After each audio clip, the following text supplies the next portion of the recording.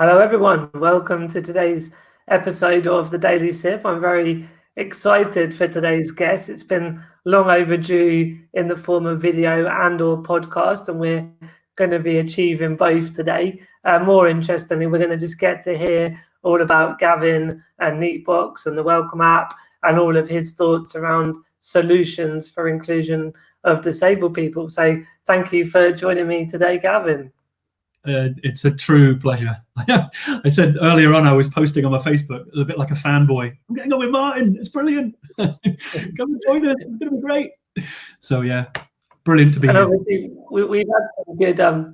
Thank you for taking the time to join. Obviously, we've had some catch ups on the phone when we've looked at how Horizons and what I'm up to can try and support what you're doing at Neatbox. I think there's so much appetite for collaboration and supporting each other, but it's still that need of that how everyone can do it more appropriate. And I think in our chat today, we're going to get a lot further in that conversation and get that more out to people. And I think that the idea of the Daily Sip is to really raise awareness of both what everyone's up to, but then how it all fits together. I think that supporting each other is so important. I know that's something that you really believe in as well, Gavin. But let's kick off with just an intro to you and what you've been up to in recent times. That'd be great to kick off. Yeah, no, a total pleasure. So it's worth just saying at the start, I'm not disabled yet. I have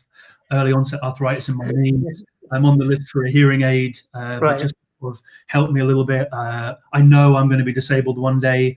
I personally don't feel that you have to be disabled in order to promote the rights of everybody. In fact, I don't feel, I'm a massive supporter of women's rights and gender equality and religious equality and sexual equality and on all of these things. And I don't feel you need to be part of that group in order to champion it. And I'm more than happy to champion anybody who's involved in this. And I hope that over the last 10, 15, 18, 20 years, the people around me can and feel the integrity that I have and hope I put across whenever I tell people about what I do and why I'm doing it.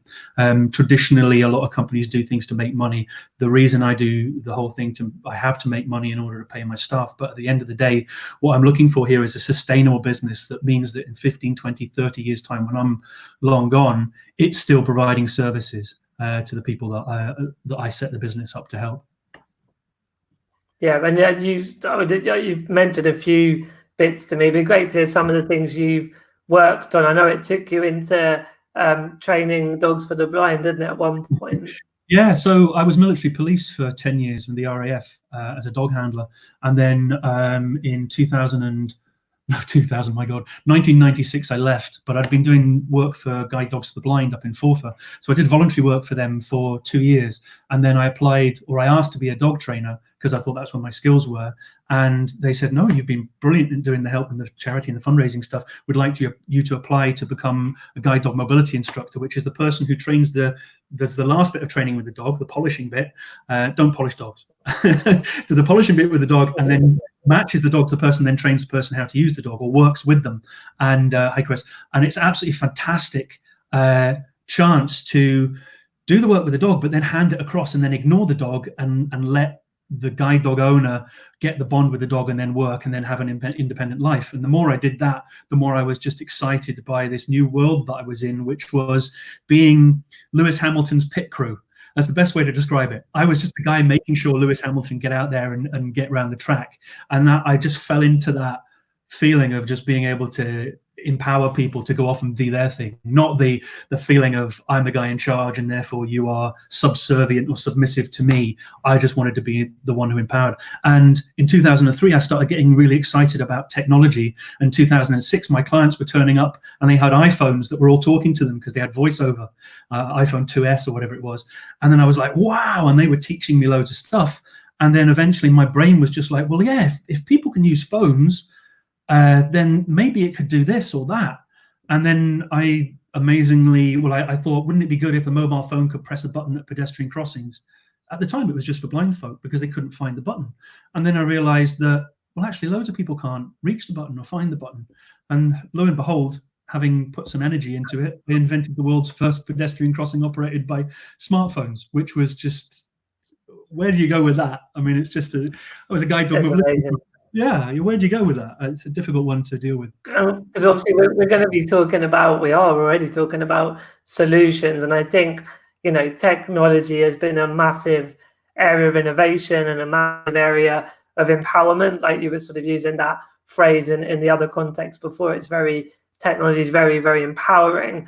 I also find, just sort of coming back to a couple of the points you made at the beginning, that it's a very interesting narrative, I sense that you almost feel you have to explain your place in the inclusion jigsaw puzzle. And I hate that, because for me, inclusion is that.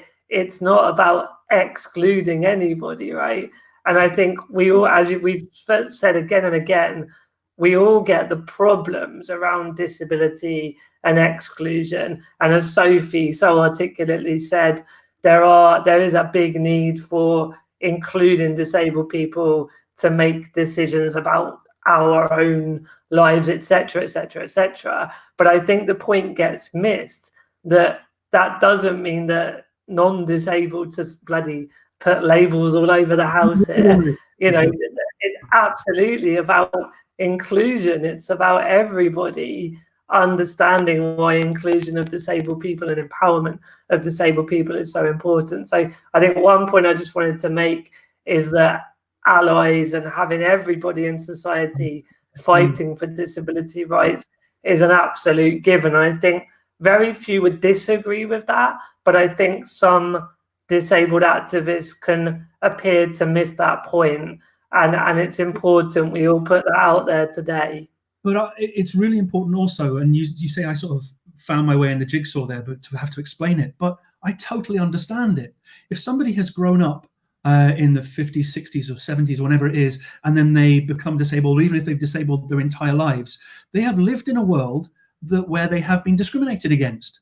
And if you have been discriminated against your entire life, and then the next person comes along and says, I've got a solution for you, and I'm an able-bodied person, then it's very obvious that they're going to be cynical. So you kind of go, look, just watch me by my actions. Watch me by my actions, not by just what I said this week, but look back over the past 10, 15, 20 years about what I do, and then you'll see who I am. But please give me that chance, because I'm here to help. That's what I want to do. Yeah, absolutely. And I think, we don't need to hang in there for a lot longer, but I just think it's important to make that point. And it's not just you and I have spoke about it. There's a lot of other people who don't have a disability yet. And I got your point that you have some particular challenges around arthritis and all of that specificity. But, there's also a broader point that really everyone ends up with some kind of inverted commas disability as we get older.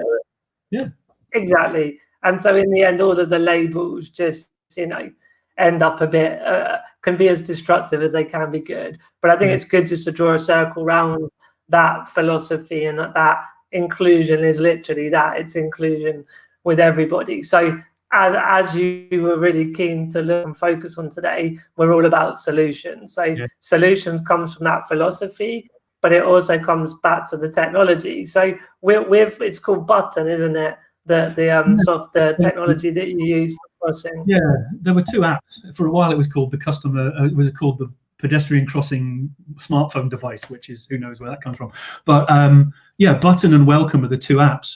And when I came up with the ideas, originally it was just, well, they have to be free, and I have to be a charity. And then I realized that if I was a charity, there was no sustainability.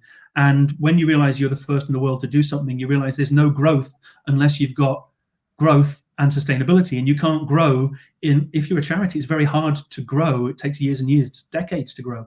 If you're a sustainable business, you get investors to invest in your company. And as long as you have the right business model, you're not charging the end user to actually access your services. But with the right business model, other people pay for it because they know they're going to be able to give service to disabled people. I mean, that's everybody wins. It's a win-win-win, right? Yeah, win-win-win-win. Everybody wins. And that's the kind of future business model: sustainability, and a business model that makes you sustainable.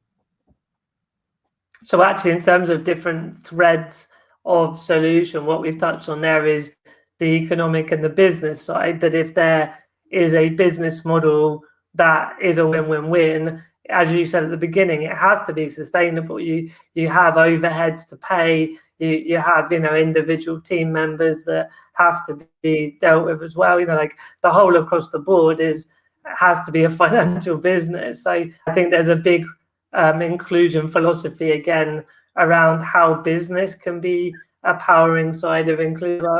100%, Martin. And I brought out a pledge 2 years ago, which was employ 20, #employ 20, which is my intention that my company will employ 20% of the staff will be disabled or directly linked to disability through having children that are disabled or parents that are disabled in some way. So there's that link, is that diversity link is within the company from the get-go, and also totally free. So the app itself for Button is paid for by the council. So you approach a pedestrian crossing and your phone automatically presses the button at the crossing. And it's just a free app that you download. But actually connecting that into where we are now is that's a button press at a pedestrian crossing. It means you don't have to physically press a button. And then we thought, well, we've touched upon this already on our, you know, one-to-one chats in the past, but it's good to put out publicly. As you said, it started around people with a visual impairment, but I can't physically lift my hand up to press that button. And I've had times where I've either risked it, like I've looked left and right, but I have to turn my whole chair left and my whole chair right. So there's a risk, because I go the road that someone's going to come in the car and knock me, basically. Or I have to arrange for someone to come with me and press the button, which isn't very independent. So it's got a lot of use. Yeah. There was a disability advocate, there is up here, a chap called Paul Ralph. And Paul is a power chair user. And on so many of these, he's holding on to the pole. He was holding on to the pole because there was a slope going down into the road. And I was like, what the heck are we doing? And he's close to the road. Or even you think of a parent with a pram. Their pram is close because the button is where it is, or the button might be back against the wall. So that button press was just an obvious one. And then beyond that, it was, well, in 2015, I left Guide Dogs. And then I just started thinking of all these other things that I could solve. And the button press at the crossing is now a button press at a door. And the beautiful thing about that is that if you can press the button at a disability access door, that disability access door becomes an everybody access door. So everybody can use Button to go through the door, which means not only are you reducing the opportunity to leave behind or to catch something that's been left on a door handle, but this universal design principle of everybody's now using the door that was designed for disabled people means, hey guys, universal design works. Come on, let's do it. Yeah. And I think that you sort of answered Rich's question there. Are there more button type systems this could be used for already, or is it already? So yeah, I think that's welcome app, isn't it? Yeah, sorry, getting into the doors is the first thing for us. We've done buttons at pedestrian crossings and they're now installing them. But putting one into a door so that somebody could walk into a hospital without catching something or leaving something behind, that would be amazing. Or supermarkets. This is a massive one for us right now, and that moves into what Welcome does. Yeah, we're going to get lots of conversations coming from this, I'm absolutely certain. The Welcome one, just while we've got a quick moment to pause, I think this is a little bit more of the light-hearted side of the show. We've had 2 comments, Gavin. You're both so handsome, and another one as well. You're both so good looking. So I mean, I'm happy to pack up and go home now. But I thought I might as well share. I'm not taking that. I'm not taking it because I'm going to get on my high horse and my soapbox now. If we were both ladies and somebody said that, we would be like, "How dare you?" So let's objectify, right? It's a challenge. That's a challenge we all have to sort of come to terms with. Is when we say something and the guys are joking and that's cool, and I can take it, but it's all the time of these things. But yeah, thanks. I'll take it as well. So back to business after that little light-hearted interlude. Rich is saying, can it turn on an oven? Yeah. Because I guess that's the point of a button, isn't it? Yeah, so doors, let's get doors done. If we can get doors, we've worked it into the hardware that it can open doors. But the idea of going into an elevator and the elevator already knowing which floor to go to, that would be kind of cool, instead of having to get somebody else to press the button. That would be, that would be an awesome thing to actually put into place. So button is everything. It could be everything. It could be anything. And the idea when you come up with a new solution is to imagine what the future is, imagine where it can go. And that's innovation. And that's when people say to us, let's do it. Let's do something more. Yeah. So I think it's good to sort of draw a couple of lines, because I think I was starting to go into welcome prematurely. So button is literally that, instead of pressing a button with your hand, there's a way of pressing the button with something like an app on a smartphone, but then it doesn't have to just be the crossing on a road. It could be to get in a door, open a door, etc. Right? Yeah, and it'd be easy to do. We've already got the app and we've already got the hardware, so it's just installing it into a door. We're just looking for our first one, but that's where you get these moments where you're trying to innovate and get people to actually do it. If we can do it, we can make buildings less dangerous to walk into. Wow, that would be an amazing thing to do. But welcome came from that. If you can open the door with your phone, then because your phone has an IP address, the potential is that the door would know who you were. And if the door knows who you are, the building does. And if the building knows who you are, the people inside the building could know who you were if you wanted them to. And then that's where welcome came from, which was, if people inside the building know who you are, before you get through the door, you can already have instructed them on how best to interact with you. And this is where welcome came from. And it became the world's first in-the-moment customer service training tool that empowers disabled people to be at the heart of the relationship. Brilliant. That's amazing. So when I look back to I used to do disability and diversity training at Scope, the social model was that there are barriers to the environment, barriers from attitudes, and barriers from policies and procedures.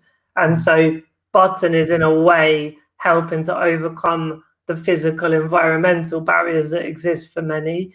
And then welcome is more around the attitudinal barriers. I mean, that's a very simplistic, say, attitudinal barriers, but it in the end, it's about how the public, people, customer service parts of businesses interact with those with additional needs. So in the end, you're just helping to educate that customer service rep or team in what your individual needs are before you arrive, so you don't end up with those slightly awkward at best or illegal at worst situations that go on in everyday interactions, right?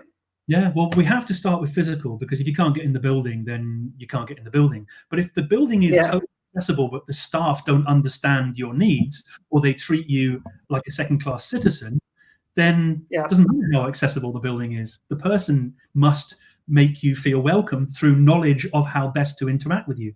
And we've seen that over the last few days with weeks with supermarkets. I was at a supermarket, I was at Tesco's 2 days ago, and I saw one of my old clients, a chap called Alan, and he was going to Tesco. And as he was working his way around the door, I pulled my car up and I said, Alan, can I help you at all? And he said, yeah, I'm just going to Tesco. He got round to the main door and it was all barricaded. And his dog didn't know how to get around the barricade. And actually the barricade took him to the end of the queue. There's no way he was going to find the end of the queue. So I said to them, there was a girl from Tesco was standing there at the barricade managing the queue. And I said to her, look, Alan can't get to the back of the queue from where he is. I'm not going to be giving him sighted guide to do that. Can he get to the front of the queue? And she just sort of like woke up and went, oh yes, of course. And then she moved the barrier and then Alan was able to get in. But if I hadn't done that, how does Alan get in? And how does that staff member know how to interact with Alan or know anything about needs? And of course, Alan has a visible disability, whereas 75% of people have hidden disabilities. So Welcome came along and we installed it with Royal Bank of Scotland, NatWest, Edinburgh Airport, Scottish Government, Irish Rail, Northlink Ferries, Dundee Council, Stirling Council, House of Fraser, Deloitte, Diageo. It just, in 1 year, it just went massive. But right now, we could not need it more in supermarkets to help supermarket teams.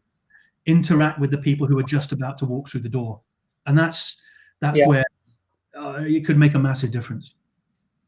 So I've got a couple of questions just while we're chatting through. We've also got Rob has said, do you see yourself moving in to voice technology? Is that something on the cards for you, Gavin? 100%. If I'm sitting at home and I say to my Alexa or Google Home or whatever it might be, and I say, Alexa, I want to go and get my hair cut tomorrow at 3 at the barber shop.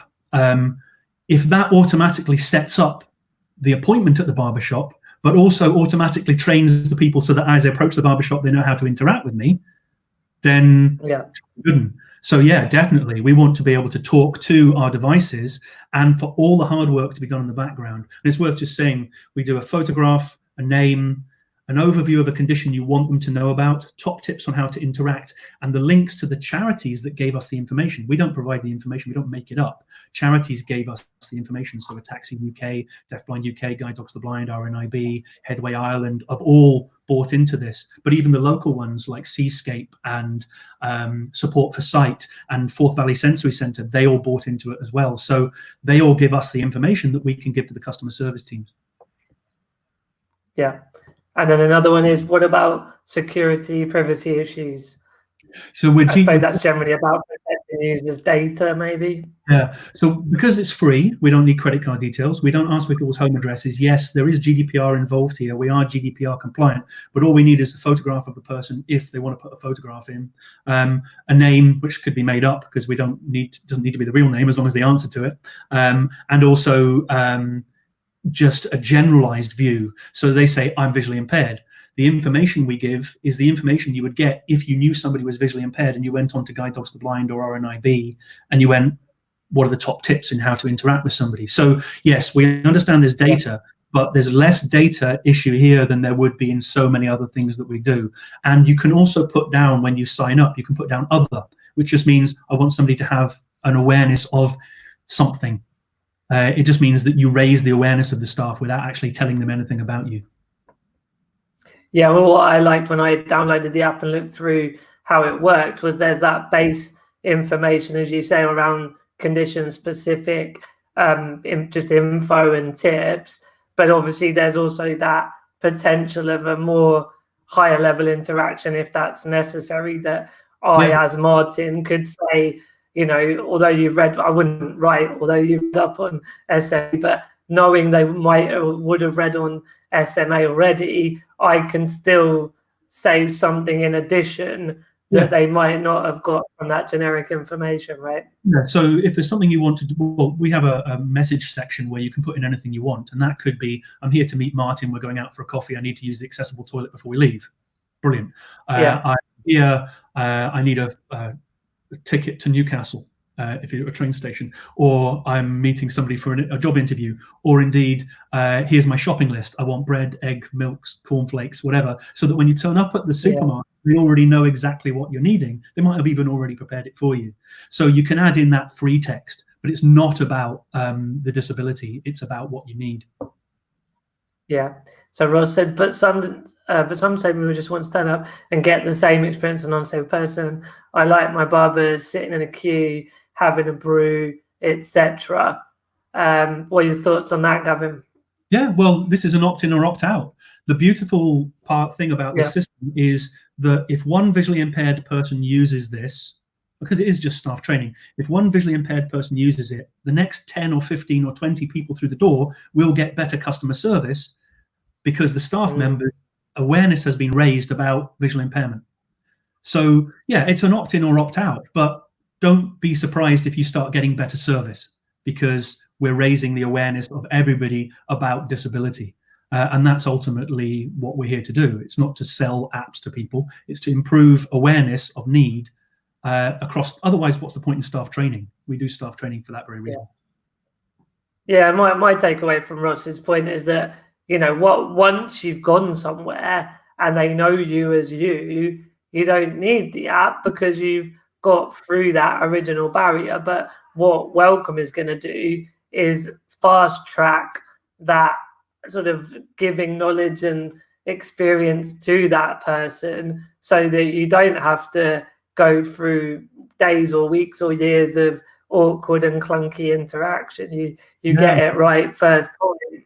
Yeah. So I went in with one of my clients. I went into a post office once, and he had a conversation with the guy in the post office, and then we came outside. He'd been going there for years, and he said, "Gavin, could you do me a massive favor?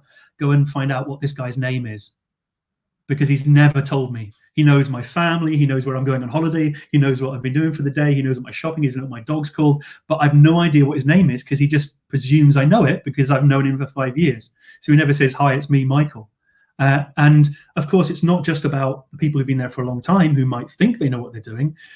Because staff change all the time, it's impossible to maintain a level of awareness. So when I think it was Ross, I can't remember, whoever it was, goes into their barber and it's a different barber because they've got a new member of staff or it's changed hands, all of a sudden he's having to go back to scratch again. Whereas if he could just go, yeah, do you know what, I'm just going to use the app and they're going to now know about this. So yeah, I mean, I totally get it. I want to get to a time when nobody needs to use this, but it's there if they need to use it. And there's a thing about sort of fast tracking and jumping queues can make other people jealous. I mean, I think when we talk about inclusion, you know, in the end, it's no one with a disability, I think, wants special treatment either. But the fact is, like you said earlier, when there was so much segregation, exclusion, and even now there are like, to just get in the building, even if it's a different entrance, it's a bit of a sad indictment of where we still are in terms of progress. But it's like, generally I'm relieved that I could get in a building as opposed to worrying about how I get in there. But I think what Ross is talking about is, in a perfect world there wouldn't be some special treatment. It's just about when you do have a disability and there are certain needs because of that, it's, as you say, it's staff training at the end of the day, isn't it? So let's say you've just gone into a bank, Ross, and I have no idea what condition you maybe have it, whatever, but I know from my mother's position, she's got walking frame, and she goes into the bank. The first thing she wants to do when she goes into the bank is take a seat. She's maybe walked for 200 meters to get there. The last thing she wants to do is instantly get into a queue. Whereas using our system, she's now in the queue purely because she's walked through the door.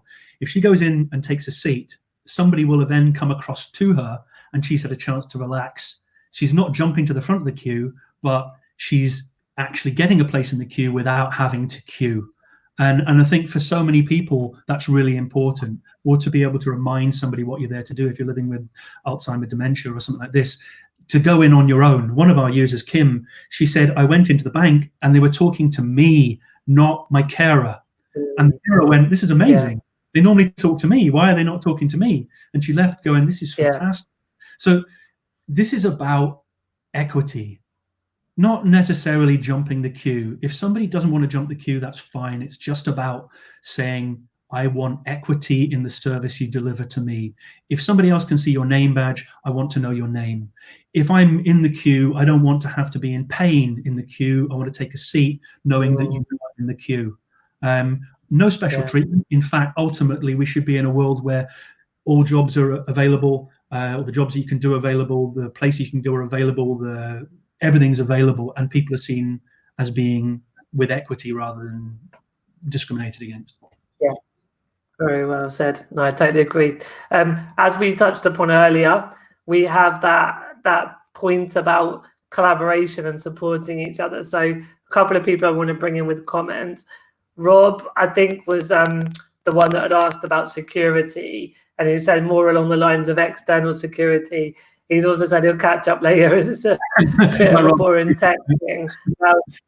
I hope Rob's joking, because Rob runs Access Advisor, which is about sort of looking at peer reviews of places from an experiential perspective. And I think that there's definitely alignment with what you're doing, Gavin, and what Rob is doing. And then to bring in someone else, and this is the beauty of doing this kind of show now, is I'm seeing lots of different people up to things that could all help each other. So Mark and Rich Copson, who was writing earlier, run Access Rate, which is a similar vibe again around rating premises from the community perspective. Like, to my mind, like, details can be worked out offline at another point, But I think just to get your thoughts, Gavin, on, there are lots of websites and apps and initiatives, and obviously in business it's good to have competition because it drives up innovation and quality, to know that you're sort of different people are trying to work to sort of some bigger point. But I do feel in the disability world, people are much more down with partnering and collaboration. So have you got any kind of thoughts on how these different tech, solutions can all support each other as well? So we absolutely love promoting other organizations and solutions. So if people download Welcome by Neatbox, they'll see, but we promote Ewan's Guide and Access Able within our system. But when somebody, after 24 hours, if somebody's gone to one of our venues, they get a message through that says, would you like to leave a review? And they can leave reviews on Access Advisor, and I know Rob really well. They've got My Way Access or Access Earth in Ireland or Blue Badge Style. There's quite a few fantastic access review sites, and indeed Access Able, which you can have a look at before you go to the venue. So we don't review the venues, but we love telling people about review sites, and we do it all. We just promote on our site. People can then go to whichever review site they want. So anybody who wants us to promote their review site, totally love to. I mean, that's just what this is about, especially if they're regional. And the charities, we promote the charities as well.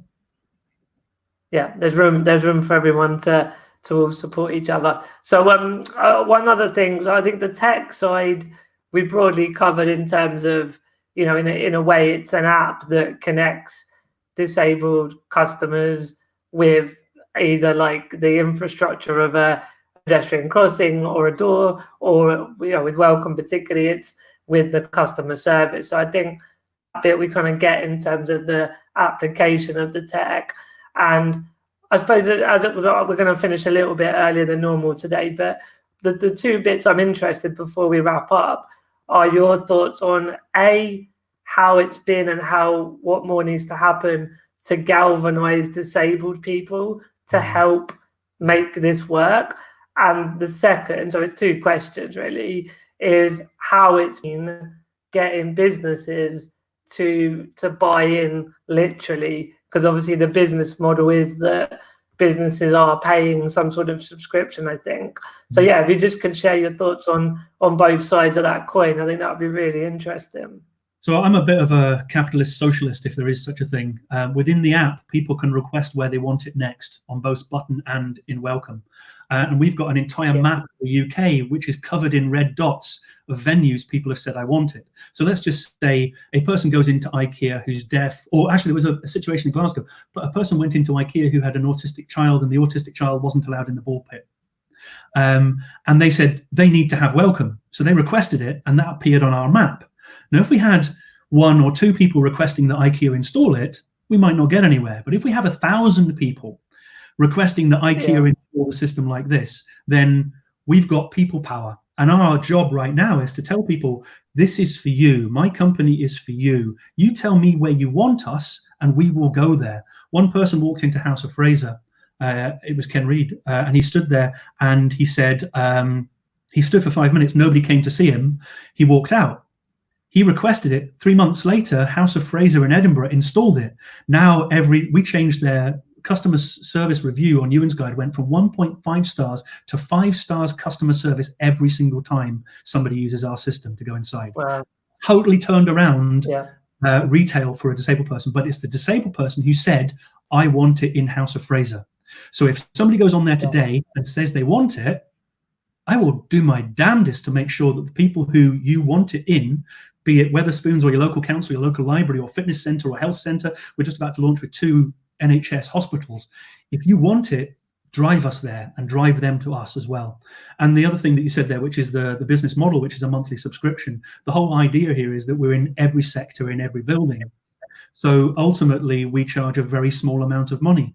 So you could be being a large business could be getting charged £50 a month to train all of their members of staff using this system. But a small coffee shop could get it for £20 a month, which is what, 4 people buying a coffee.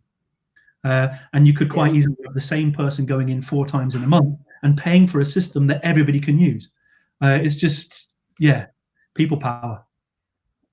Yeah. Well, I know on the business side, the sell, if you like, is quite clear, because there's the cost of not doing it can result in lost customers, and even the whole Equalities Act. And I've never been one to go on the sort of let's sue everybody vibe, but that there is a risk as a business, or a compliance responsibility to be conforming within the Equalities Act. But as you said, more positively, if you buy or have a ramp made, that's obviously more for wheelchair users, but if you have the app for relatively small subscription, like you just said, you bring in the person or that has a disability that is then more encouraged and happy, they bring their friends, and you've paid off that investment within a couple of days of that person coming in and using your premises. So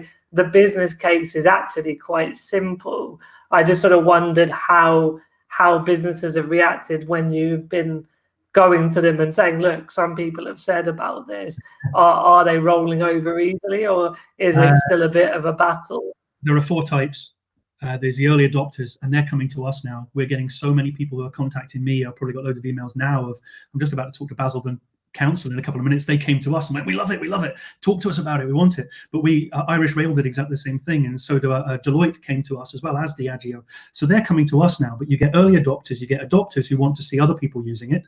And then you get late adopters, and they're going to take time, but they're going to say no to start with. And you get the dinosaurs, and they're the guys who are never going to take it. And they're going to die out. We don't have to worry about them. Just don't use them. Use the places that are best suited to giving you a good service, and you will kill off the dinosaurs much quicker. The whole point with, and you mentioned the coffee shop, if you turn up at that coffee shop and the ramp is already out because you were using Welcome, the ramp is there 5 minutes before you got there, then you go straight in, instead of ringing a doorbell and then waiting for somebody to come to the door and then going, it's in the back of the broom cupboard, let's go and get it, and then it takes you 5 minutes while you're standing in the room. So yeah, I mean, we can push it. We can push this. And I suppose on the side of the disabled community, I know for me, it's impossible to be on every app and to be very active on every app. There's a lot of review sites. Like you mentioned, some of the different ones that you've been working with and promoting. I'm just sort of thinking, maybe this is we will have a hackathon another day, but I'm just wondering how we can get disabled people to, I mean, first thing is awareness. So we're doing it now. We're talking about these solutions and we're promoting it. So we can say directly to the camera, if you've not yet done it, download button and Welcome, have a look around and start actually asking for places that you would like to have that app there. And Gavin will do his best to get it sold in. But I still think there's something about how we make, for all of the community, an easier way of putting pressure on businesses for these solutions. And I'm just being realistic that it's not always going to be that someone goes right in to the app and selects it, and it becomes quite a time intensive thing to keep doing. So it's just to throw out that maybe there are other ways of putting pressure on businesses in a more public way, using social media as well. Yeah, 100%. Well, Caroline Casey's Valuable 500 is putting pressure on a lot of the main, I mean, they've got 300 signups now, from Unilever to lots of these, RBS are signatory as well. So many other people are signatories. And that's diversity within organizations, but also as welcoming people into the business. But this is not one solution for everything. We need all the solutions. We need better, we need the face staff training, as well as something like this, because if you've never met a disabled person, you feel uncomfortable. End the Awkward was Scope's campaign, and there's a reason for that. It's because people feel awkward. We need to have solutions that fit all everything. But chatting about it, we've got 4 NatWests in London, which are on the system, that have never had visitors because nobody knows about it. And you just use it, or we're going to lose it. They're turning around to us and saying, yeah, but there aren't any disabled people who want better customer service. And you're going, yes, there are. I see them every day. That is a Yeah, but I mean, I suppose that the last final thought really was around, I mean, you're very active on social media, and I'm a massive believer that it already has brought attention to decision makers, and it has given a voice to disabled people. What are your sort of tips or thoughts around how, as a community and a movement, we can harness social media even more? One thing that I've noticed, and I was asked about this in a question, who are the people that you follow, who are the people that are making the greatest impact right now? Which organizations and companies are the ones to follow who are making the greatest impact? And I'm saying, no, it's individuals. If you go back 10, 15 years, people, yes, you were doing amazing things back then, but you didn't have the reach. If you look at all those amazing people that if you just look at the Shaw Trust Disability 100, the people that are in there are movers and shakers. They really are. They're the people that are dictating the world that we've got around us, and that's going to increase. In fact, it's going to become quite crowded because a lot of people are looking for these people to actually provide the services, and then you're going to have other people snapping at your heels, wanting to be the next Martyn Sibley. So who knows when that's going to happen. I better get a wing mirror on my wheelchair. Cool. Well, really, Gavin, I just want to say thanks again for your time and your insights and your wisdoms, but most of all for bringing these solutions and amazing technology to help create inclusion. We're much better for having you on our side, that's for sure. And just to finish off, sorry, go on, Gavin. So it's about all of us. I'm not on anybody's side. We are all humans. We know this more than anything right now because of the community that we're building. Everybody right now could catch this virus and could die from it. And this is put us into this position. Yes, there are certain socioeconomic factors that maybe put more pressure on certain people, but we are all one in this, and we need to be one. And at the back of this, we need to be one as well.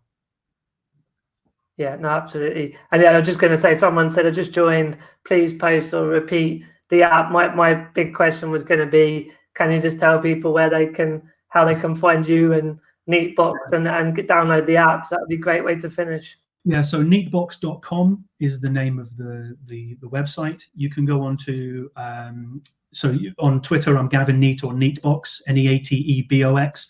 The apps are Welcome by Neatbox on iOS and on Android, totally free, and Button by Neatbox on Android and iOS, totally free. And if people want to write to me, it's hello@neatbox.com. And this is recorded, so just go back later and then be able to see all those things without me having to repeat them. Yeah, absolutely. Well said. Well, thanks again, Gavin. We'll catch up again soon, and I'll see everybody else tomorrow for the next episode of the Daily Sib. But have a wonderful day. Thank you, sir.